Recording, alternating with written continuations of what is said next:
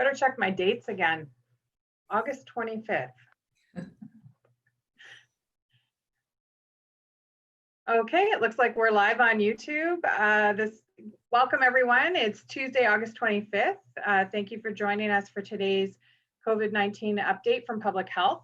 Today we'll hear an update from Dr. Hsiu-Li Wang, and I will provide you with an update on enforcement numbers for public health and regarding the masking bylaw. So we'll get started with an update from Dr. Wang. Go ahead, Hsiu-Li. Thank you, everyone. So the status of COVID-19 in Waterloo region remains relatively stable. As of this morning's update, there are 36 active cases. A total of 66,315 tests have been performed in Waterloo region, with positive results for approximately 2.2% of all tests. There is currently one outbreak declared in a long-term care home and one new outbreak in a day camp. There are no new outbreaks in retirement homes, other congregate settings, or workplaces. The Ministry of Education has defined one case in a daycare or day camp as an outbreak. Provincial data system. As you know, we switched to a new provincial data system last week, and as such, we are fine-tuning our data quality processes for the new system. We've had to make small adjustments to our overall numbers due to reasons such as removing duplicates or transferring cases that should be attributed to other health units. These represent a small number of our cases. As additional health units onboard the system, there likely will be ongoing data adjustments for a while.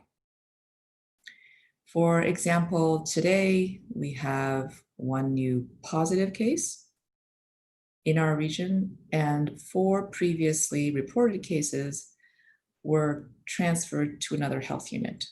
So our dashboard shows a net decrease of 3 cases overall.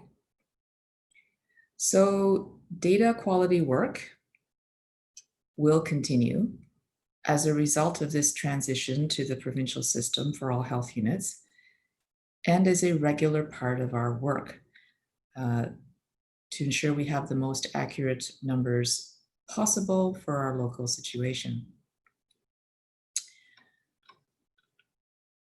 Preparing for back to school. Many families in Waterloo region are getting ready to return to school in 2 weeks. Back to school is always a time of transition for students and their families, and we expect that transition will be more challenging this year. There are some things that families can do now to feel more prepared, such as beginning to adjust sleep schedules, getting back to routines, practicing in particular your morning routine, including screening your child for symptoms, practicing proper hand hygiene, which I'm sure parents have been doing with their children, washing hands with soap and water, scrubbing hands, including fingers, thumbs, and wrists for at least 15 seconds, using hand sanitizer, again, rubbing all over hands for at least 15 seconds. Practice putting on and taking off a mask, and have your child wear it around the house so that they are more comfortable wearing it for longer periods of time. Practice no-touch greetings to greet classmates and teachers. Talk to your kids, explaining how their classrooms will look different.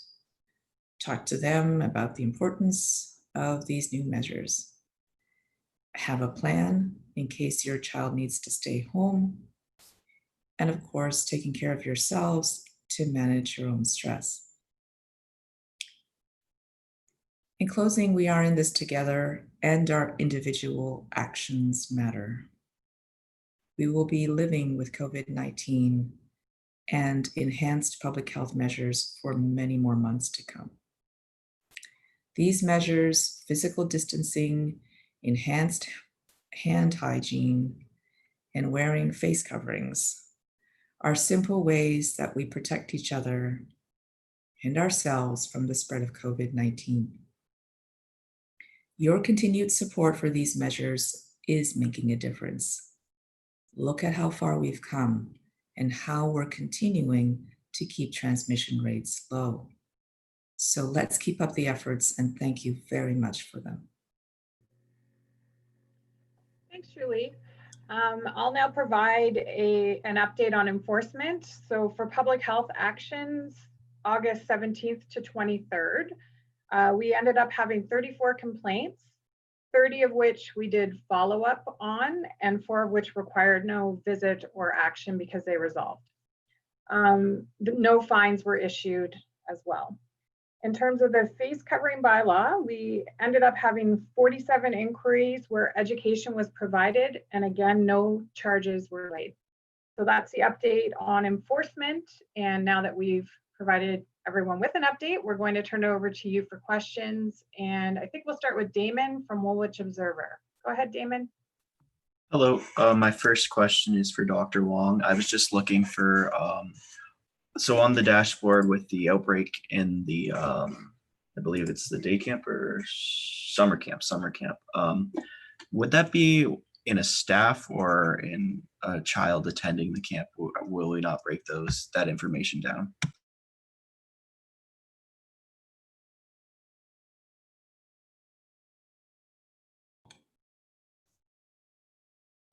Sorry about that. Yeah, that case is in a child who attends the camp. But we won't be providing any more specifics about the camp because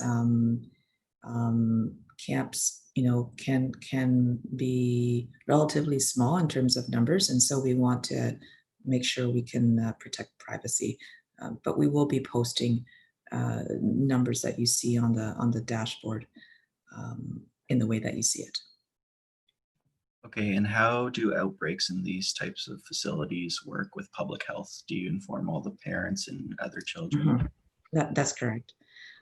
So the important thing is to make sure that all potentially affected families and staff are informed, and public health follows up with the case as well as contacts.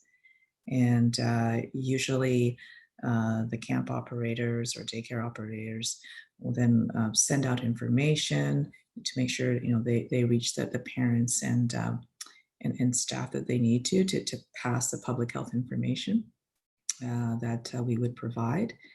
And we follow our normal processes for case and contact follow-up and for outbreak management. As I mentioned, the criteria has been set by the Ministry of Education for such settings is 1 case constitutes an outbreak.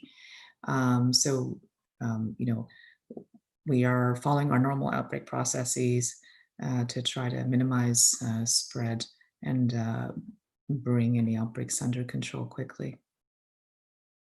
Okay, and if all goes accordingly with the return to school, what will the next couple of months look like here in the region? That's a good question, Damon. So I think we can expect, with more social interactions, there will be more cases of COVID-19, and there will be more outbreaks just because there will be more cases. There have been a number of measures that are being, there are a number of measures that are being put in place by the school boards to try to reduce the risk as much as possible. And public health, is going to be right there with them if they have cases or either in students or staff to do the usual type of case and contact and outbreak management that we normally do. And we are still awaiting some information from the Ministry of Education about outbreak management in schools, but we understand that is to come imminently. So I expect that in the next day or two. So, there's more information that will be going out to parents in the next couple of weeks. But we are working. The school boards in particular are working very hard, and we're working alongside them to try to put in the best plans possible. Great, thank you. Thank you. Thanks, Damon. We'll move on to Nicole from CTV. Go ahead, Nicole. Hi, Nicole. Hi. In regards to the outbreak, if an outbreak is declared at a day camp, does that day camp shut down? Not necessarily. It depends on our assessment of the situation in terms of exposure to other children or staff, and whether or not there's a need to either cease activities part of the camp or for all of the camps. So it doesn't necessarily mean a shutdown. So camps may be able to continue to operate if, for example, there was a case in a particular cohort, because they can have more than one cohort, and it didn't affect other cohorts, and they have sufficient staffing to continue. So really, whether or not a setting like that would have to shut down depends on the assessment of potential exposures that could have occurred, and factors such as whether there are other groups that would be unaffected and they would have sufficient staffing to continue. Do you know if it was community spread that this case was contacted, or was it by travel? Yeah, we are still looking into the details of that. But yeah, those are, common types of exposures that we see. Do you know how many children are at this specific camp? I'm not going to provide the specific number, but I'm just going to say that it's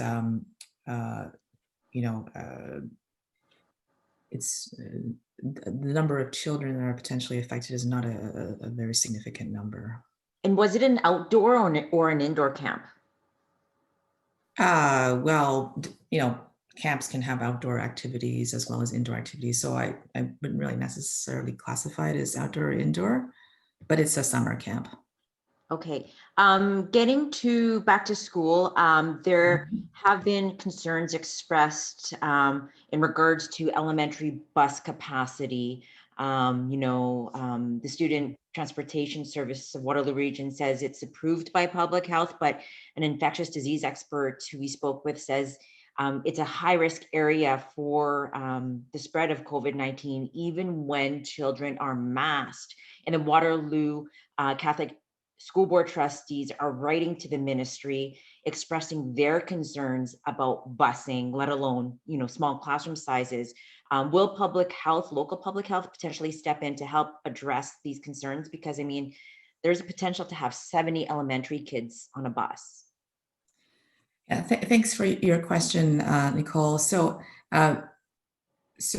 public health is working with Student Transportation Services. Public health doesn't approve the plans. They are plans that need to be approved, at the ministry level. But what we do is we work with them to implement the provincial guidance, and where possible, seating will be assigned. So students will be grouped with family members, grades will be grouped together, etc. Try to minimize and stay within the cohorts, and parents will be required to complete the symptoms self-screen prior to their children boarding the bus. As you mentioned, students will be required to wear a mask, sanitize their hands before they board and when they exit. Bus drivers will wear masks, face shields, and sanitize their hands often. There will be increased cleaning and disinfecting of buses after the morning and afternoon runs. So those are the additional measures that the student transportation services are going to put in place in addition to the guidance that they've been provided by the province. So we're working with them to implement the measures within the parameters that have been set by the province, and making sure that all these additional measures are in place as well. Are you able to talk about the upcoming flu season as well? I mean, I can imagine that it's an extra layer of what you're already dealing with. So what advice do you have in regards to the community as we enter what is normally the flu season? And should everyone get a flu shot coming up? Thank you for the question. So I would say three things. One, if we continue as a community to practice those recommended public health measures, that will also help for flu. Two, yes, please get a flu shot. We would like as many people as possible to get a flu shot. Three, if you're starting to feel any symptoms, including symptoms that may be COVID related, then don't go to school, don't go to work. Whatever it is that you may have, and get tested. Whatever it is that you may have, staying at home and staying away from others is going to help. So those are the three things that I would recommend. So those are the three things, or the three broad categories of things that we can do, to try to minimize the effects of both flu and other seasonal respiratory viruses that we expect to circulate, and the potential for an increased number of COVID cases. That's it for now. Thank you. Thank you. Okay, thanks, Nicole. We'll move on to Joanna from the Record. Go ahead, Joanna. Thank you. Hi, Joanna. Just a quick follow-up question with the summer camp. Can you give us a date on that, when the case was detected? I can tell you that we declared it yesterday. Okay. And so that must mean that we found out about the case very recently before that, probably within 24 hours of that, most likely. So see if I can know if I can confirm the exact date, but I know that it moved quickly when we discovered the case. Okay, that's helpful. Declared the outbreak very quickly. Yeah. And when it comes to school outbreaks, how will those be reported on the dashboard? Will it have the school name, the date, the number of people, that sort of thing that we see with the long-term care outbreaks? Yeah, no, thank you for that question. Yeah, obviously, the short answer is that we're still in the process of determining that, and we're also in consultations with our school boards because I want to get a sense of the size of schools and how many schools may potentially have very small numbers. For example, I mean, there's a few of those, I think. The general principle is that anytime people may be at an increased risk, we want to be able to inform them. We obviously try to inform them as much as possible individually, but we also know this is a topic of great interest to parents and our community. So we also want to provide as much information as we can through our dashboard. We were, I think we were the first, if not one of, well, at least one of the first, to actually put up all the long-term care and retirement homes that were under outbreak, their names, their numbers. And so, obviously we have a commitment to try to provide as much information as we can to keep the community informed while protecting privacy. So it's something we're still working through. But I would say those are types of principles that we try to follow. Okay, and you mentioned as well that screening children for symptoms should be something that's done every morning. Could you elaborate on that? Like what exactly parents should be doing? Yeah, we're going to have some tools available for parents on that shortly, but they're the regular symptoms that that the common symptoms that have been associated with COVID, such as fever, cough, runny nose, sore throat, headache, body aches all over, nausea, vomiting, diarrhea, etc. So there's a long list, and we'll be providing those kinds of resources to people can see right now. They can go on our website. They can take a look at the self-assessment tool that's been provided by the ministry. But we'll also be packaging that information and in a more convenient format for parents, as we know that's something that they want to have as much information on. We are also awaiting the latest list of the symptoms from the Ministry of Education. Again, as I mentioned, we're expecting that very soon. So once we have that, we will package it up for parents. Like sort of a checklist that will be on the region's website? Yes, that's correct. Okay, those are my questions for now. Thank you.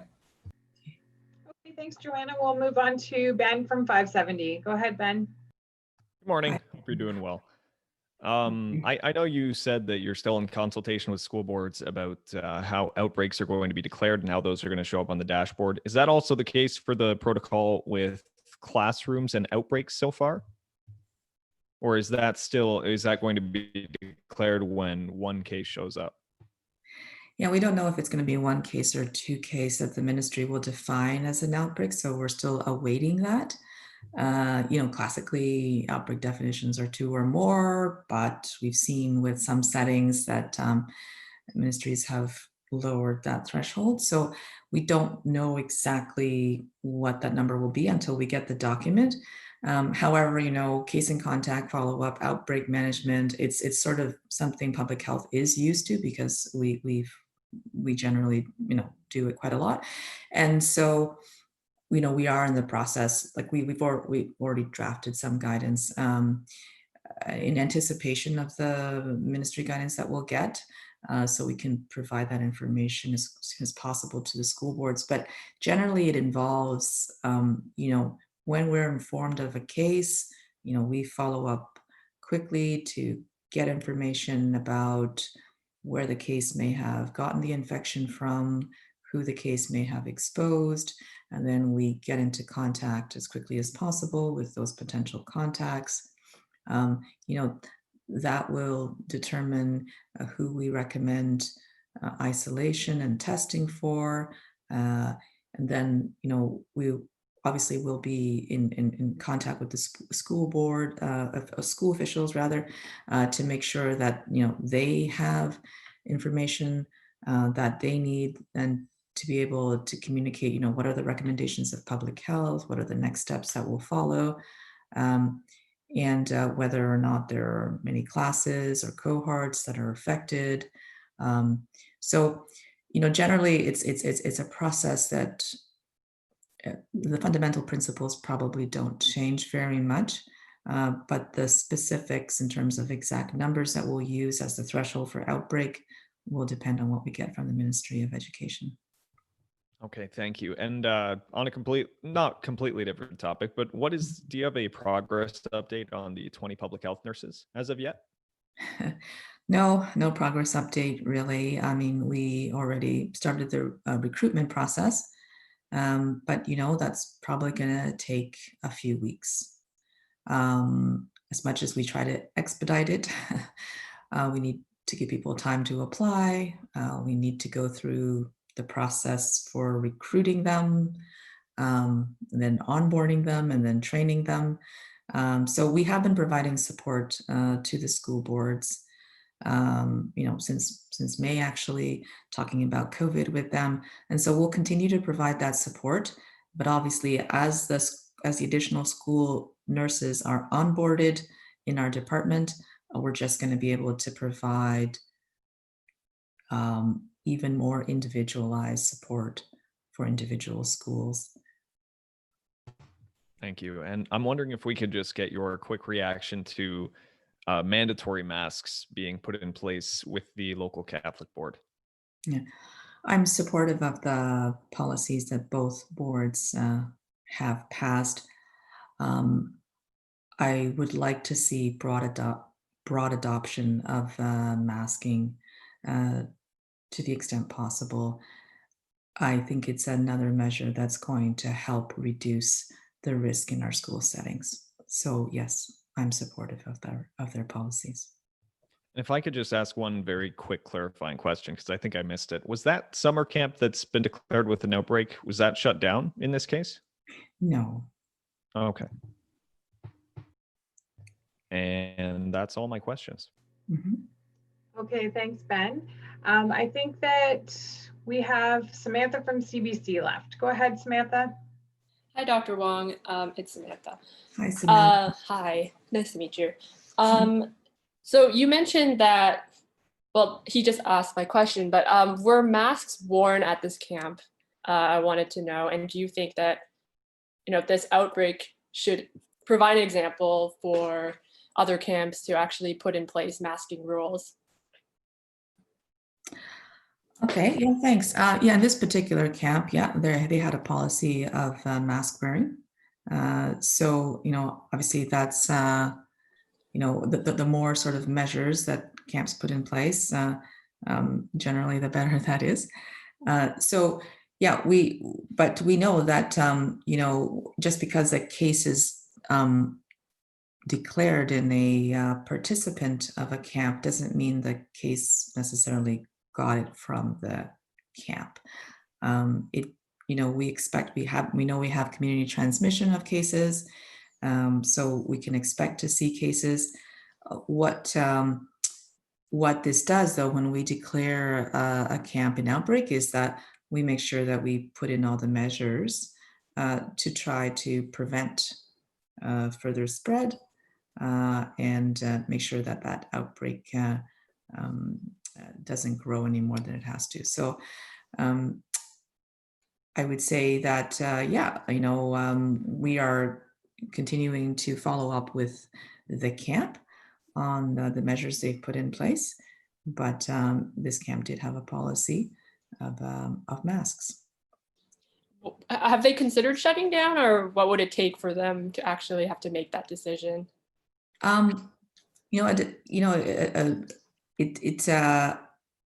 It can depend on whether or not, camps or operators of any setting can make their own determination in terms of whether they want to shut down or not. But if you're wondering if we as public health would have recommended that, as I mentioned to Nicole, it depends on whether we think there's a need to recommend that an operation be shut down. So if, for example, there are multiple cohorts of children, this is a child in a particular cohort that doesn't interact with other cohorts, and therefore other cohorts are not affected, and they have sufficient staffing to continue, then there wouldn't be a request from public health to cease their activities.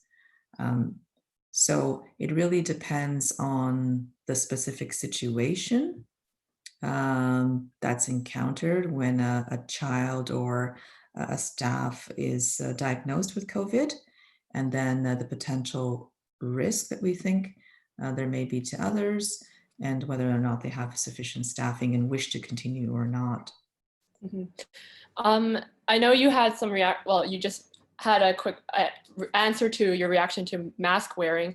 Mm-hmm. What are your tips for young kids not to fiddle around? There's a lot of concern around that, and we've seen from other provinces some concerns from that. Yeah, well, it's a great question, Samantha. So we do know that younger children, overall, they're probably going to find it more difficult to wear masks for longer periods of time properly.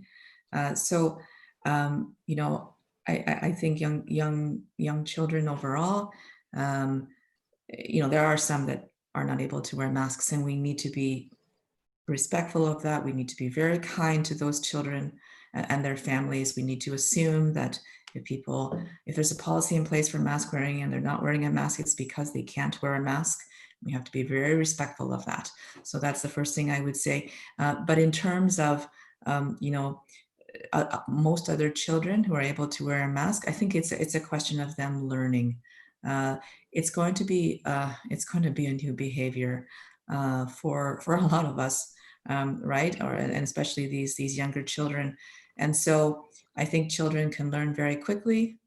And so I think it's a question of making sure that, we try to support them by teaching them proper mask behaviors, washing your hands before and after taking off your mask, trying not to touch your face, trying not to touch your friend's face or your friend's mask.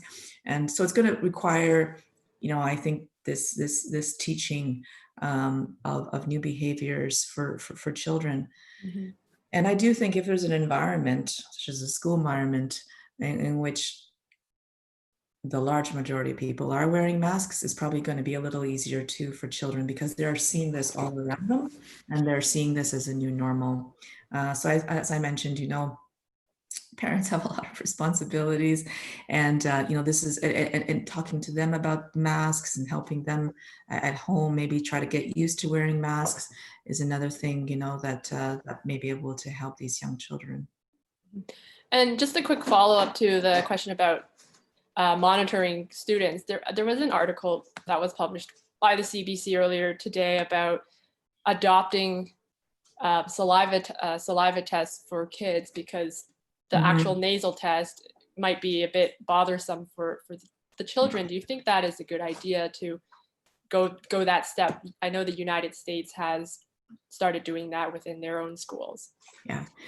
So the experts with respect to testing methods would be the Public Health Ontario lab experts. It wouldn't be me. I wouldn't be able to speak to whether I think this is a good test or not. Obviously, I think any ways that we can make testing easier for people in general, in particular for children, would be better. So it really does depend on, as much as we all, I think, want to see tests that are probably easier to administer and to tolerate for the people who will receive the tests. We also have to make sure that the tests that we are recommending would also have good, sensitivity and specificity. In other words, they would be really good tests for picking up COVID when there's really COVID and ruling out COVID when it's really not COVID. Because having a test that's not very good, even if we can use it very easily, will just cause more confusion and concern. So that's kind of the careful balance, right? So I think there's a lot of work going on trying to find tests that are easier for people than the nasal pharyngeal test, which, yes, is not easy for people to tolerate. But we'll just have to see. I'm happy that these alternative ways of testing are being explored. Because we do want to see easier tests, but we'll just have to wait and see if there are other tests that can be as good quality that can be as of the same quality as the nasopharyngeal test. Thank you so much. Those are all my questions. Yes. Thanks. Okay, thank you, Samantha. So that is round one done. Does anyone else have any follow-up questions? I see Ben's hand up. Go ahead, Ben. Thanks very much. Dr. Wang, you mentioned about being kind and understanding to children who can't wear a mask. What about kids on buses? Will they still be allowed on without a mask if they have a medical condition, or are they just encouraged to use another mode of transport? I actually don't know the specifics of the policy offhand, but generally what we find is the large majority of people, children, are able to wear masks. The the principle is if we have broad adoption, then that's going to significantly reduce the risk. We expect that in every group or cohort, there may be some who can't, but you know what we're aiming for is the broad adoption of masks, and that will reduce the risk overall for the group. Okay, thank you. Thanks, Ben. I see Nicole's hand up. Go ahead, Nicole. Dr. Wang, has there been any discussion of modeling of what the case count could be for the second wave this fall, in, you know, sort of in line with what the modeling was during the beginning of the first wave? Have you guys talked about that based on what you've seen in the States and the measures that are being taken place in local school boards here in Ontario? I'm just wondering if we should prepare for that, and if, you know, we can expect a number down the road in terms of how many cases we could see this fall. Yeah, we've asked about that. We haven't received any information from the province yet about that. But if they do release provincial projections, we will use their numbers to extrapolate down to the region. You know, there's probably not any specific threshold to let us know whether we're doing good or not good. It's really looking at whether you know, we have a rate of new infections that the healthcare system can manage, that public health can manage, and that the lab system can manage. So we know we're going to have COVID. We know we're going to have increased numbers of cases when, you know, there's more social interactions. But the goal is to try to keep the cases manageable for the broader healthcare system, as well as for public health and the public health laboratory system.